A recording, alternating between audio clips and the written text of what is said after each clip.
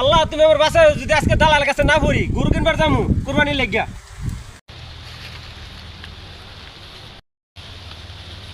এই বড় ভাই খার আপনি জানি আমি অনেক গরু লোক, আপনি অনেক গরু কিনতে যাইতেছেন না?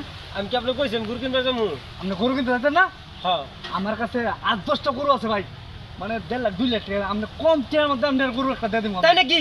80-80 লাগতো না। ভালো গরু পাওয়া যাবে তো ভাই? ভালো গরু হবে। দেশি গরু? দেশি গরু আয়েন। চলেন দিয়ে যাই।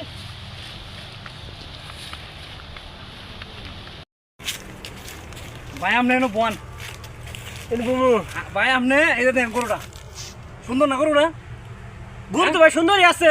আপনি 1.5 লাখ টাকা দেন। কেটে লাগবো? দেন, আমি গরুটা হুন্ডি লই আইতাছি। দিতেছি।